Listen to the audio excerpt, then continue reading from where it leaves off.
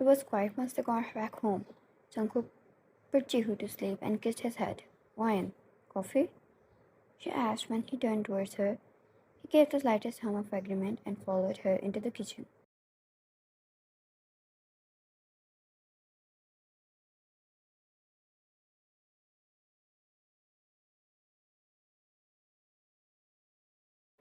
The hum of the coffee machine filled the space, blending with the soft ticking of the wall clock. It was after such a chaotic day they both got the time to finally weigh the moment.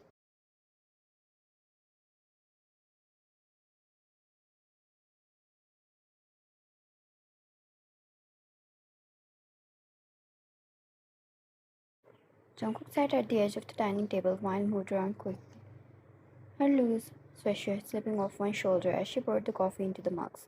She placed one in front of him and then took the opposite seat. Their eyes met. He was the first to look away.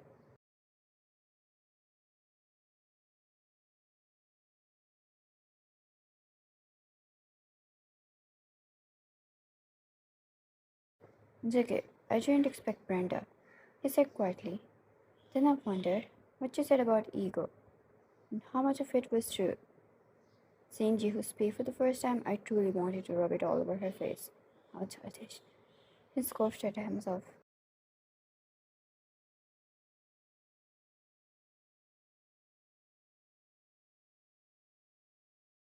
One turned bush, nor she considered it childish. He was just a human who faced betrayal. JK, you know, for a long time I kept thinking, what if I had been better? What if I had done more? Would she have stayed? Would she have loved Jihu?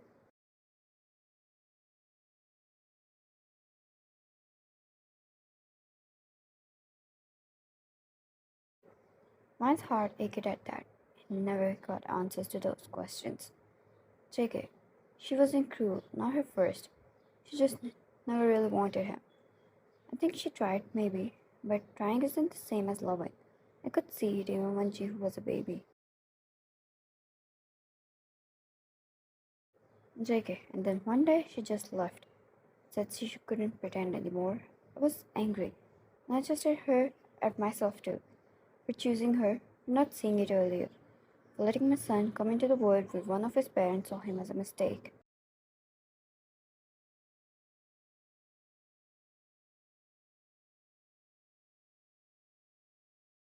JK, and no, tonight made me realize I don't want her near my son or my life. I don't want to rub anything on her face. I was wrong. My son is not a tool. That was a pause. The silence wasn't empty, it was raw.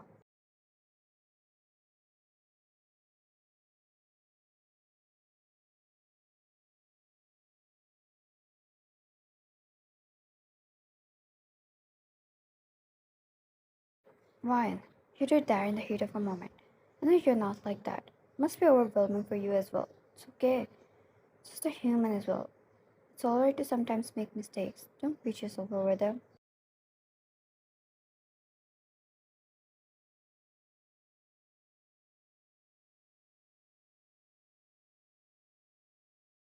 JK, you Ryan never made it feel like he was someone else's son. Not once. You stepped in like he was yours before I even asked you to. And Jihu calls you mama without even thinking about it. It's like his heart chose you.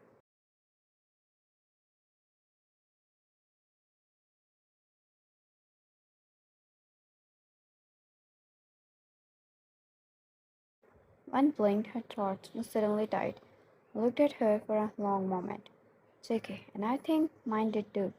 She smiled softly, tenderly. There was no rush between them, no dramatic gestures. Just two people finally letting themselves feel each other.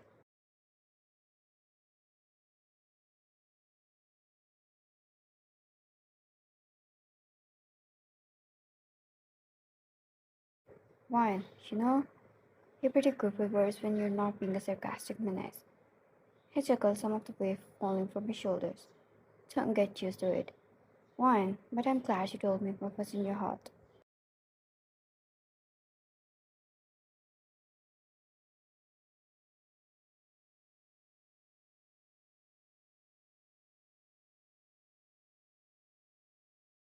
The clock ticked on. They sat there a little longer, not saying much, but not needing to. The time together now was different than it was a day ago. Their morning started to look different. Jungkook had asked Ryan to settle in with him, and she had agreed.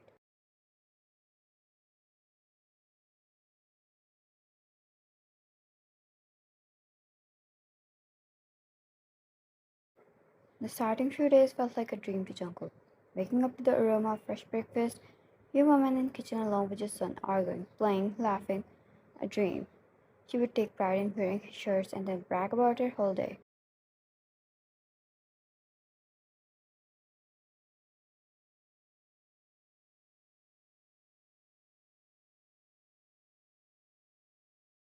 Their evenings passed by reading bedtime stories to Jehu, where the both would argue. Jungkook taking the villain side while Hwayan always choosing the hero, and Jehu he would roll around in his blanket either annoyed or laughing with tears fill his eyes.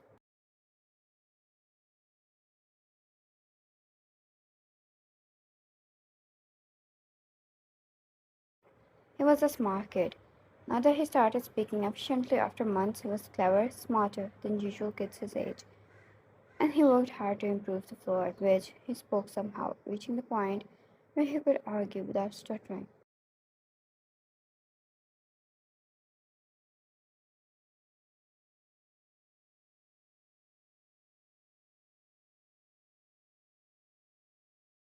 Mine was now sitting on the couch wrapped up in a blanket, drinking her tea while Jungkook entered with a cup of coffee, and Gron taking a seat looking pretty tired.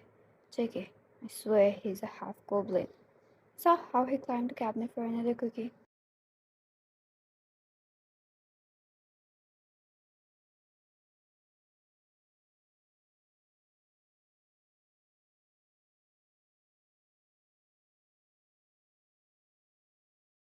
Mine chuckled, resting her head on his shoulder. That's your DNA. I've seen you do the same for cereal at 2 a.m. Suddenly, thump, then a loud giggle. Both their eyes snapped toward the hallway.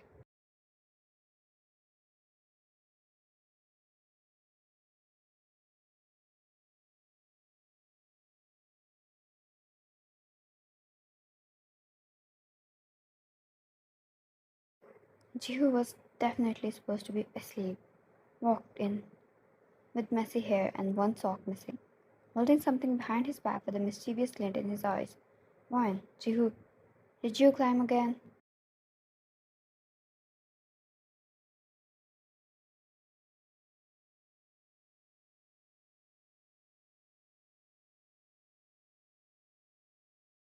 Jihu, I found treasure. He yelled happily and ran over and plopped himself between them. His tiny hands dramatically presented the shiny velvet ring box like he was Simba in The Lion King.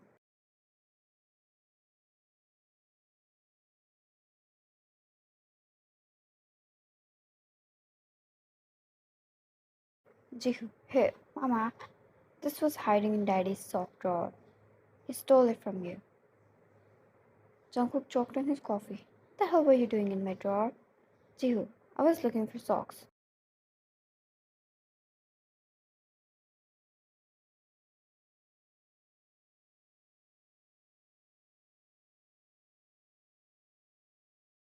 JK, you don't even wear socks to bed.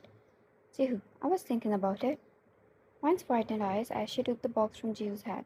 Why, Jungkook, what's this?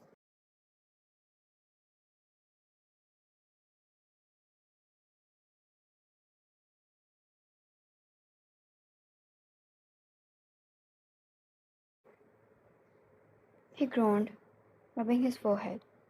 Every passing day, one realization dawned upon him. Having kids was never easy, and nothing went according to the plan due to them.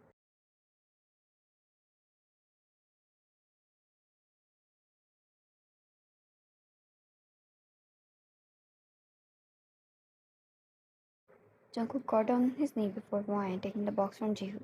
Take it, okay. Since we have already been hijacked, he sighed when Jihu started to climb on his back.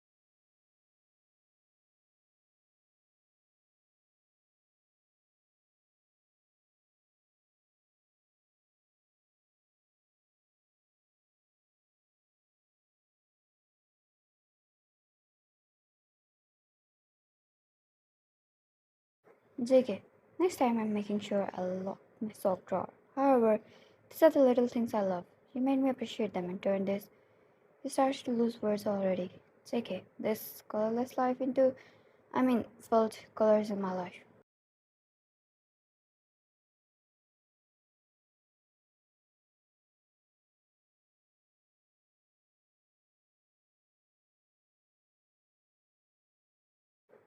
He sucked as soon as he started with his fancy words and Vine laughed. Vine, are you serious? JK, I'm exhausted. And on one knee. Of course I'm serious.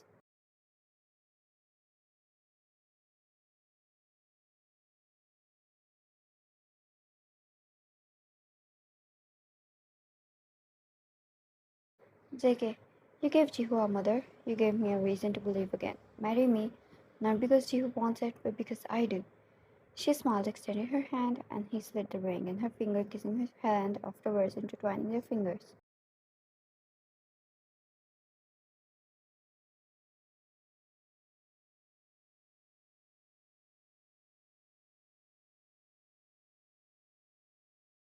Jihu slipped off Jungkook's back and started to bounce while he clapped. Jihu, I want a cake. One laughed and opened her arms as he jumped in them.